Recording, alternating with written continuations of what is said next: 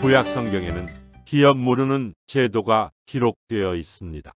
이 제도를 통해서 하나님께서 우리에게 보여주시고자 하시는 것은 예수 그리스도의 십자가의 사랑을 통한 구원 사역입니다. 오늘 설교 말씀에는 세계로 선교교회의 조 다니엘 목사님입니다. 많은 은혜 받으시기 바랍니다. 그가 이르되 내 딸아 여호와께서 내게 복 주시기를 원하노라. 내가 가난하건 부하건 젊은 자를 따르지 아니하였으니 내가 베푼 인애가 처음보다 나중이 더하도다. 그리고 이제 내 딸아 두려워하지 말라. 내가 내 말대로 내게 다 행하리라. 내가 현숙한 여자인 줄을 나의 성읍 백성이 다 아느니라. 참으로 나는 기업을 물을 자이나 기업 물을 자로서 나보다 더 가까운 사람이 있으니 이 밤에 여기서 머무르라. 아침에 그가 기업 물을 자의 책임을 내게 이행하려면 좋으려니 그가 그 기업 물을 자의 책임을 행할 것이니라. 만일 그가 기업 물을 자의 책임을 내게 이행하기를 기뻐하지 아니하면 여호와께서 살아계심을 두고 맹세하노니 내가 기업 물을 자의 책임을 내게 이행하리라. 아침까지 누워 있을지니라 하는지라. 룻이 새벽까지 그의 발치에 누웠다가 사람이 서로 알아보기 어려울 때에 일어났으니 보아스가 말하기를 여인이 타작마당에 들어온 것을 사람이 알지 못하여야 할 것이라 하였음이라. 아멘. 룻기서의 특징은 저자 미상이지만 기록 시기는 대체적으로 다윗 시대 또는 혹 그 이후라고 생각이 되어지고 있습니다. 대화가 상당히 많이 나오고 로맨스가 나옵니다. 아울러서 룻기의 배경에 보면은 역사적으로는 사사기 21장 25절에 나온 것처럼 그때에 이스라엘의 왕이 없으므로 사람이 각기 자기의 소견에 옳은 대로 행하였더라라는 사사기 시대에 있었던 일입니다.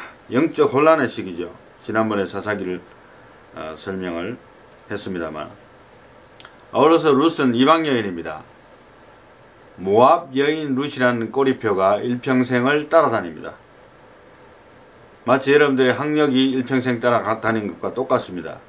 이방 여인이었고 아울러서 과부가 되어서 이국 땅으로 온 모압 여인입니다.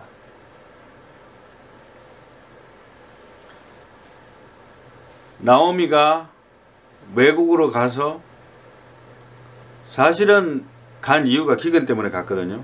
그런데 거기에서 남편과 두 아들들이 다 죽고 며느리 둘이 남았는데 그 중에 한 명인 룻이 끝까지 나오미를 따라옵니다. 룻기서 1장 16절에 어머니의 백성이 나의 백성이 되고 어머니의 하나님이 나의 하나님이 되시리니. 어디에서 이런 모티베이션이 나왔는지 성경은 자세히 설명을 해주지는 않고 있습니다. 그러나 분명한 것은 룻은 하나님에 대해서 들었고 또 어머니의 백성이 나의 백성이 될 뿐만 아니라 어머니의 하나님이 나의 하나님이 될 것이라는 그러한 고백적인 마음으로 믿음으로 따라갑니다. 오늘 사건의 배경은 3장 3절부터 살펴볼 수 있는데요. 이제 이국 땅에서 실패한 나오미가 빈손이 된 나오미가 자기 아들의 죽은 것을 보고도 그 어머니를 시어머니를 쫓아온 룻과 함께 이제 와서 서바이벌을 해야 되잖아요. 그런 상황 속에서 이제 룻이 은혜를 입었는데 그 은혜를 입은 자가 보아스라는 것을 알게 됐어요. 그렇게 해서 이거는 하나님 뜻인가 보다 이렇게 믿었던 것 같습니다. 3절 말씀 그런즉 너는 목욕하고 기름을 바르고 의복을 입고 타작 마당에 내려가서 그 사람이 먹고 마시기를 다 하기까지 그에게 보이지 말고 그가 누울 때에 너는 그가 눕는 것을 알았다가 들어가서 그의 발치 이불을 들고 거기 누우라. 그가 내게 내 할 일을 내게 알게 하리라 하니 룻이 시어머니에게 이르되 어머니의 말씀대로 내가 다 행하리이다. 룻은 참 순종의 인물입니다. 그래서 어머니께서 시키는 대로 다 순종을 합니다. 그런데 이제 그대로 순종을 해서 발치에 누웠는데 보아스의 발치에 누웠는데 보아스가 그걸 모르고 있다가 깜짝 놀라가지고 너 누구냐 이렇게 된 거죠.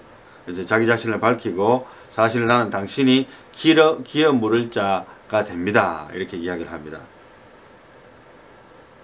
보아스가 이때쯤에 이미 본인이 그이와 관계되었다고 생각은 했을 수 있는데 먼저 적극적으로 보아스가 그 일을 해결하고 있지 않았던 그 이유는 우리가 본문 말씀에도 나오지만은 본인이 1순위가 아니었던 거죠. 1순위가 아니고 차순위 2번째. 그것이 오늘 본문 말씀에 나옵니다. 10절 말씀에 May you be blessed of the Lord. 주님의 축복을 받은 자가 되기를 원한다. You have shown your last kindness to be better than the first. 처음보다도 네 나중에 너의 그 친절과 인애가 훨씬 더 훌륭하구나. 너의 행동이. By not going after 뭡니까? Young man, whether poor or rich. 가난하거나 부하거나 상관없이 젊은 자를 쫓아서 이것은 뭡니까? 자기의 육신의 정욕을 쫓아서 살아가지 아니하고 이런 뜻이거든요. Now my daughter, do not fear. 두려워하지 말고 I will do for you whatever you ask. 네가 원하는 것을 내가 행할 것이다. 그렇지만은 나는 2순위이기 때문에 1순위를 먼저 만나보고 그가 기업 물을 자의 책임을 다 한다면 오케이. 하지만 만약 그가 안 한다면 내가 그 짐을 지겠다. 이렇게 기꺼이 발런티어를 하고 있습니다. Let it not be known that the moment came to the threshing floor. 마지막에 이제 여인이 타작마당에 온 것을 아무도 알게 해서는 안 되기 때문에 빨리 떠나라. 그렇게 이야기를 하고 일단 자기 자신의 일을 진행을 합니다. 여기서 우리가 간단하게 설명하자면은 기업 물은다는 뜻이 뭐냐 하면 고엘이라고 하는데 우리나라 말로 고엘이라는데 가알, 히브리어는 가알이라고 하는데 고엘 제도라고 하는데 되찾다, 다시 사다, 구속하다 이런 뜻이고요. 또 가난하로 자신을 팔게 된 경우에는 가까운 친족이 그 사람을 되찾는 의무라든가 또 자식을 낳아줘야 되는 의무라든가 대가 끊겼을 때 이러한 것들을 포함하는데 영어로는 redemption이라 하죠. redeem 하면은 값을 지불하고 사온다는 뜻인데 to free from what distresses or harm 어떤 어려움이라든가 공공으로부터 자유롭게 해주는 것을 redeem이라 그러죠. 그래서 to free from captivity by payment of ransom. ransom이라는 것은 영화도 나왔었습니다만은 심지어는 나쁜 사람들이 사람을 납치했을 때 ransom money를 달라 하면은 그 사람의 몸값입니다. 그리고 사람을 돌려주죠. To extricate from or help to overcome something detrimental. 어려움에서 구출해 주는 것과 to release from blame or debt. 빚이라든가 어려움으로부터 자유롭게 해주고 to free from the consequences of sin. 죄의 구속으로부터 죄로 인한 대가를 탕감시켜 주는 거예요. 그것이 바로 기름 모른다는 의미의 그 광범한 겁니다. 한마디로 말하면은 구원, 구출, 해방 이런 말로 하면은 아주 쉽게 이해가 될 것 같아요. 이것을 알기 위해서는 먼저 오늘 그 풍습과 어느 정도 오늘은 이제 룻과의 연관되지만 사실은 이 레위기 25장에 토지를 무른다는 표현이 나오거든요. 무른다는 것을 같은 의미입니다. 사실은 고엘 제도인데 토지를 무른다는 데 대해서 나온 것을 보면은 상당히 우리가 하나님의 뜻이 어떤 것인지를 근접하게 생각을 해볼 수가 있어요. 23절, 25장, 레위기 25장 23절 토지를 영구히 팔지 마라 했습니다. The land, moreover, shall not be sold permanently. 지난번에 제가 땅은 하나님의 것이기 때문에 팔아서는 안 된다고 했는데 그냥 팔아서는 안 된다는 게 아니고 완전히 팔아버리면 안 된다는 거예요. 영원하게 팔 수는 없다는 거예요. 결국 하나님께 속한 것이고 사람들은 죽잖아요. 또 그런 의미에서 하나님께서 그렇게 말씀하셨고 또 너희 기업의 온 땅에서 그 토지 무르기를 허락할지니 무른다는 것은 내가 이렇게 돈 팔았는데 다시 무르자. 우리말로 하면은 우리말로 그렇게 표현하잖아요. 나 그거 안 할래. 나 다시 찾을래. 이게 무르는 거거든요. 그렇게 할 때인데 이제 만일 25절에 내 형제가 가난하여 그의 기업 중에서 얼마를 팔았으면 그에게 가까운 기업 물을 자가 와서 그의 형제가 판 것을 물을 것이요. 그죠? 무르고 싶으면은 그 형제가 돈 없는 그 형제를 위해서 물러줄 수 있다는 거예요. 다시 찾을 수 있다는 거죠. 만약 그것을 물을 사람이 없고 자기가 부유하게 되어 물을 힘이 있으면은 어떻게 되냐 하면은 아무도 물을 줄 사람이 없는데 내가 이제 돈을 벌어서 능력이 된 거예요. 그러면은 그 해를 계수해서 판 해를 계수하여 그 남은 값을 산자에게 주고 자기의 소유주로 돌릴 것이니라. 계산을 잘 해야 되겠죠. 또 만약에 이제 그것이 계속해서 능력이 안 돼서 시간이 가면 희년 50년째 상당히 오랜 기간입니다. 그러나 50년째 되는 희년에는 반드시 원래대로 돌려줘야 될 책임이 있다. 그러나 그게 또 익셉션이 있더라고요. 29절에 25장 레위기 25장 29절 성벽 있는 성 내의 가옥을 팔았으면 1년의 기한을 줍니다. 1년 내에 그것을 물을 수는 있지만 1년이 지난 다음에는 희년이 되어도 다시는 찾을 수가 없다. 이렇게 되어 있습니다. 계속해서 레위기 25장이 참 재밌게 계속되는데 제사장 가문의 땅은 어떠냐? 땅도 무르고 해야 되는 일이 생길 수 있는데 31절에 보면은 성벽이 둘리지 아니한 촌락의 가옥은 아까하고 달리 다시 물려주기도 한다고 기록되고 나서 이제 32절부터 레위족 속의 성읍이 나오는데 곧 그들의 소유의 성읍의 가곡은 레위 사람이 언제든지 물을 수 있으나 그러니까 anytime 물을 수 있다는 거죠. 만일 레위 사람이 물으지 아니하면은 그의 소유 성읍의 판 가옥은 희년에 돌려보낼지니 희년 되면 무조건 이것도 돌아간다는 겁니다. 이는 레위 사람의 성읍의 가옥은 이스라엘 자손 중에서 받은 그들의 기업이 됨이라. 그런데 34절에 그러나 그들의 성읍 주위에 있는 들판은 그들의 영원한 소유지이니 팔지 못할지니라. 그거는 절대로 팔지도 못한다는 거예요. 누구의? 레위 사람들에 대해서. 제사장 가문에 대해서 하나님이 one more favor, 일반 사람들에 비해서 one more favor가 있는데 그 들판만큼은 손을 못 대도록 그렇게 해주신 것입니다. 그리고 레위기 25장에 계속해서 35절에부터 나오는데 극빈한 형제에 대한 의무가 있습니다. 이것도 리뎀션의 의미가 있어요.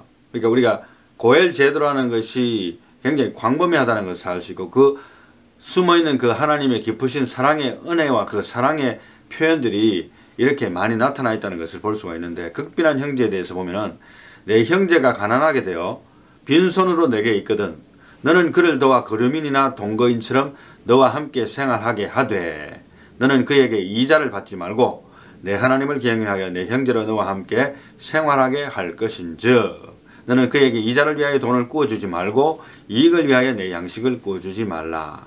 나는 너희의 하나님이 되며 또 가나안 땅을 너희에게 주려고 애굽 땅에서 너희를 인도하여 낸 너희의 하나님 여호와니라. 내가 보는 앞에서 너희 형제 앞에서 그런 이득을 취하는 행동하지 말고 형제를 사랑하라는 것이죠. 그리고 39절에 보면 너와 함께 있는 내 형제가 가난하게 되어 내게 몸을 팔리거든. 이제 너무 가난하다 보니까 이제 몸을 팔아가지고 종으로 들어오는 거예요. 내 형제가. 같은 민족을 말합니다.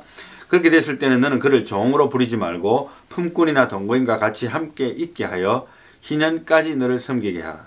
50년째, 그죠? 50년까지 섬기게 하고 그때에는 그와 그의 자녀가 함께 내게서 떠나 그의 가족과 그의 조상의 기업으로 돌아가게 하라. 어떻게 보면 50년이면 반평생이고 어떤 면은 그때 당시로는 거의 뭐 사람들의 수명이 그렇게 길지 않았다면은 죽을 나이도 금방 되는데 어찌됐든 50년 되면 무조건 돌아가라는 겁니다. 그들은 내가 애굽 땅에서 인도하여 낸 내 종들이니 종으로 팔지 말 것이라. 팔지 말라는 겁니다. 너는 그들을 엄격하게 부리지 말고 내 하나님 여호와를 경외하라. 내가 보고 있는 내 안전에서 너는 그런 형제들에 대해서 그러한 나쁜 행동을 하지 말고 인자를 베풀으라는 것을 이야기를 해주고 있습니다. 이것이 바로 리뎀션의 의미입니다. 물은다는 의미입니다. 기업을 물은다는 의미의 그 물은다는 의미가 바로 리뎀션이거든요. 레위기 25장 이방인 종에 대해서 또 말씀을 해주고 있습니다. 그래서 이방인들도 종을 취했다 할지라도 그들에게도 하나님께서 은혜를 베푸시는 구절이 나타납니다. 46절 같은 경우에는 너희는 그들을 너희 후손에게 기업으로 주어 소유가 되게 할 것이라. 이방인 중에서는 너희가 영원한 종을 삼으려니와 너희 동족 이스라엘 자손은 너희가 피차 엄하게 부르지 말지니라. 근본적으로 이방인과 이스라엘 자손을 차별해서 이야기를 해주고 있습니다. 만일 너와 함께 있는 거류민이나 동거인은 부유하게 되고 이거는 이방인을 말합니다. 굴러 들어온 사람들이 박힌들보다도 더 돈을 잘 벌고 잘 사는 거예요. 그와 함께 있는 내 형제는 가난하게 되므로 그가 너와 함께 있는 거류민이나 동거인 또는 거류민의 가족의 후손에게 팔리면, 쉽게 말하면은 한국에서 왔는 저에게 미국 시민이 팔려버린 거예요. 노예로. 지금 이제 제도가 다른 것이지만은 그러한 케이스입니다. 예, 한국에서 왔는 저에게 미국 시민이, 나는 아직도 비즈니스로 그냥 시민권도 없는 사람인데 예를 들어서 미국 시민이 나에게 인플로이가 된다, 뭐 이런 케이스들은 있잖아요. 그거는 좀 문제는 틀립니다만은, 쉽게 말하면은 그런 식으로 됐을 경우에, 노예가 됐을 경우에 그가 팔린 후에 그에게는 속량받을 권리가 있나니 그의 형제 중 하나가 그를 속량하거나, 팔렸다 하더라도 다른 형제가 그를 노예에서 구출해낼 수 있다는 겁니다. 또는 그의 삼촌이나 그의 삼촌의 아들이 그를 속량하거나 그의 가족 중 그의 살부치 중에서 그를 속량할 것이요, 그가 부유하게 되면 스스로 속량을 할 수 있다. 근데 상당히 좀 재밌는 것은요, 여기에서 거류민한테, 이방인한테 팔렸는 경우에, 본토의 우리 그 하나님의 백성이 50절에 보면은 자기 몸이 팔린 해로부터, 그죠? 희년까지를 그 산자와 계산해서 50년을 계산하는 거죠. 뭐 5년이 있었든지 10년이 있든지 상관없어요. 50년을 계산해 갖고 그 연수를 따라서 몸값 계산해 갖고 지불을 하고 나와야 된다는 거예요. 상당히 참 재밌는 이야기입니다. 룻기 4장 이제 다시 돌아갑니다. 이제 대충 이제 리뎀션의 의미는 구원하고 속박에서 벗어나게 하고 건져내고 값을 지불하고 빼내고, 그죠? 랜섬머니처럼 일종의 또 감옥으로 만난 보석금과 비슷한 성격을 가지고 있죠. 구출해내고. 그런데 이제 룻기 4장에 보면 이제 오늘 본문 말씀과 연관해서 우선권자의 포기가 나옵니다. 조금 전에 제가 보아스가 나보다도 1순위가 있다, 나는 2순위다, 나는 차선이라고 이야기했었잖아요. 그러니까 그 우선권자의 이름은 나오지 않습니다. 3절 말씀에 보아스가 그 길어 물을 자에게 이르되, 모압 지방에서 돌아온 나오미가 우리 형제 엘리멜렉의 소유지를 팔려하므로 내가 여기 앉은 이들과 내 백성의 장로들 앞에서 그것을 사라고 내게 말하여 알게 하려 하였노라. 만일 내가 물으려면 물으려니와 만일 내가 물으지 아니하려거든 내게 과하여 알게 하라. 네 다음은 나요, 그 외에는 물을 자가 없느니라. 그렇게 이야기하니까 그가 이르되 내가 물으리라 하는지라. 이제 그 사람이 맞겠대요. 그래서 5절 말씀에 보아스가 내 책임에 확실하게 해둡니다. 뭐라 한가 하면은, 내가 나오미의 손에서 그 밭을 사는 날에 곧 죽은 자의 아내 모압 여인 룻에게서 사서 그 죽은 자의 기업을 그의 이름으로 세워야 할지니라. 돈도 지불하고 명의도 그 이름으로 확실하게 하라는 거예요. 그렇게 하니까 6절 말씀에 그 기업 물을 자가 이르되, 1순위죠.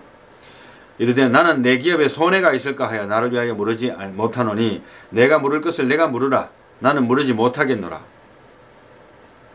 이제 돈 이야기가 나오니까 생각이 달라진 거예요. 확실하게 또 돈과 명예가 완전히 트랜스퍼되고 내가 그 하나의 자손을 인정해서 그 계보가 끊어지지 않게 하는데 그 중점 목적이 있을 뿐만 아니라 그 값을 내가 내야 된다는 거예요.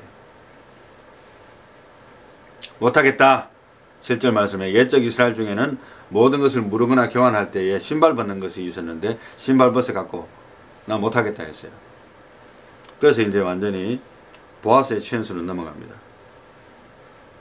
보아스가 이제 결국에는 룻기 4장 9절에 장로들과 모든 백성에게 이르되 내가 엘리멜렉과 기룡과 말론에게 있던 모든 것을 나오미의 손에서 산 이래 너희가 오늘 증인이 되었고, 또 말론의 아내 모압 여인 룻을 사서 나의 아내로 맞이하고 그 죽은 자의 기업을 그의 이름으로 세워 그의 이름이 그의 형제중과 그곳 성문에서 끊어지지 아니하게 하며 너희가 오늘 증인이 되었느니라. 이렇게 선포를 합니다.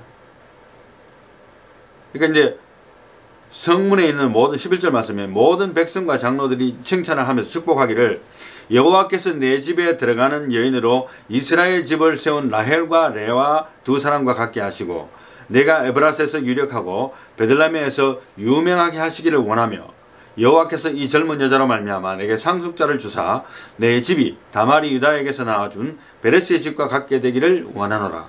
놀라운 축복의 메시지를 전달해 줍니다. 그렇게 해서 룻기 4장에 보면은 오벳이 탄생을 하게 됩니다. 오벳은 다윗의 할아버지입니다. 메시아의 계보에 오르게 된 것입니다. 모압 여인 룻이 메시아의 계보에 올랐습니다. 16절 말씀에 나오미가 아기를 받아 품에 품고 그 양육자가 되니 그의 이웃 여인들이 그에게 이름을 주어 나오미에게 이르되 오벳이라 했어요. 그는 다윗의 아버지인 이새의 아버지였더라. 이렇게 족보 이야기가 나오고 마지막에 다윗 이야기가 나오고 룻기가 끝이 납니다.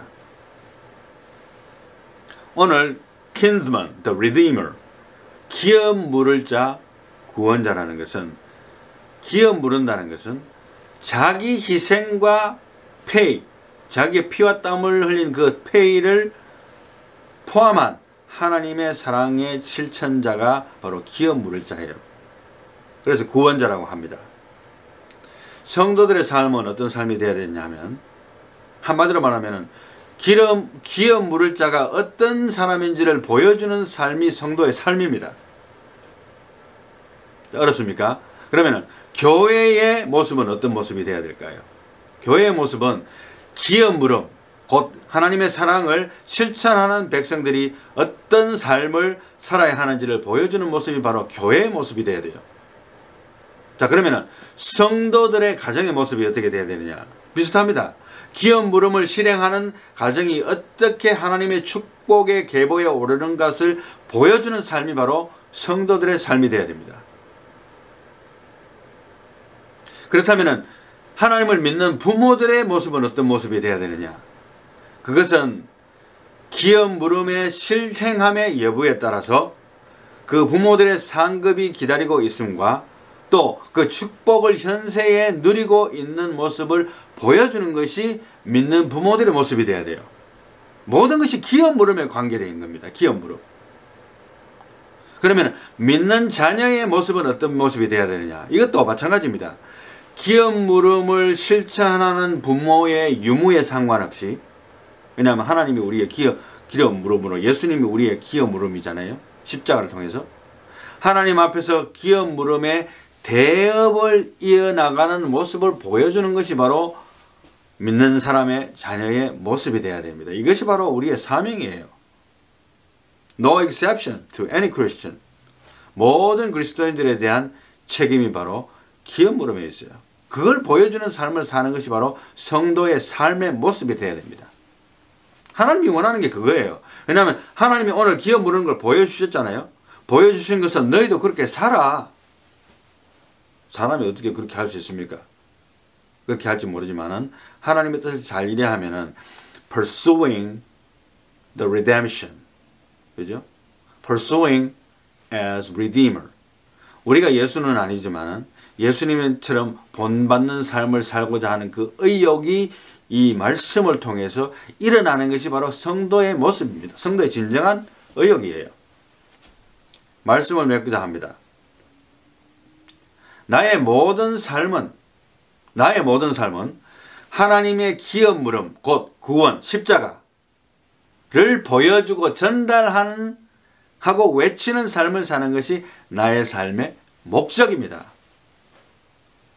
구약 성도 시대들은 그것을 모르고 그림자처럼 보는 가운데 그들의 삶을 살아냈지만, 우리는 밝히 보고 그 가운데 기업 물음 속에서 나타나는 예수의 그 십자가를 우리가 몸에 지고서 그것을 보여주기 위한 삶을 사는 거예요. 모든 데몬스트레이션이 그 십자가를 보여주기 위한 목적으로 데몬스트레이션 하는 거예요.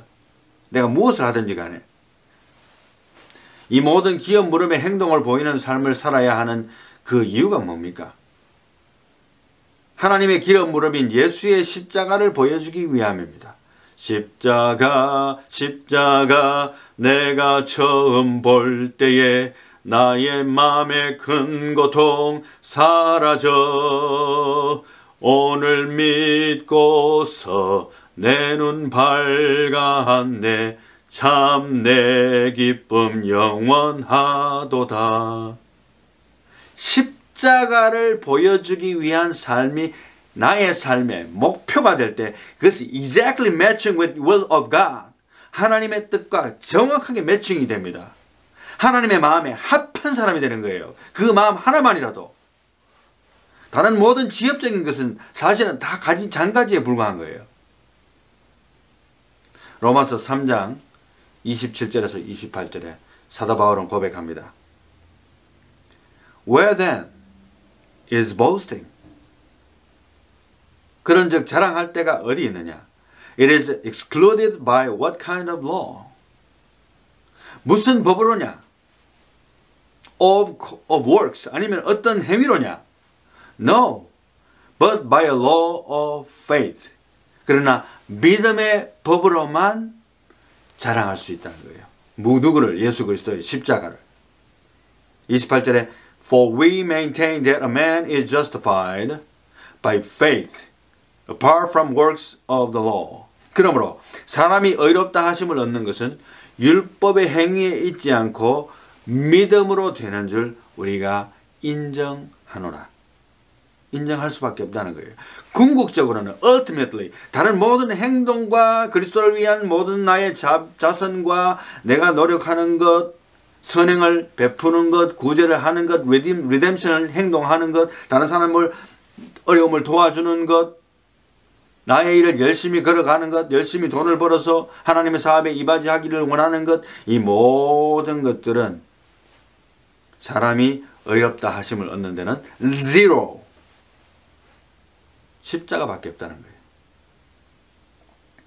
하나님의 기름 무릎, 그리스도의 피, 곧 십자가만 자랑하다가 주님 앞에 서는 저와 여러분들이 다 되시기를 예수님의 이름으로 축원합니다. 기도하겠습니다. 하나님 감사합니다.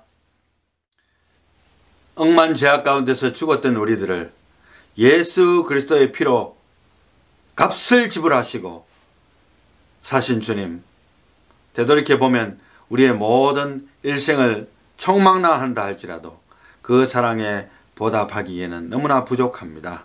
아버지 하나님, 그럼에도 불구하고 우리는 우리 자신을 더 되돌아보면서 내가 무엇을 했지, 내가 무슨 일을 많이 했지, 나의 업적이 무엇이지, 내가 성취한 것이 무엇인지를 자꾸만 되뇌이는 이 못된 근성을 지니고 있는 교만이 있습니다.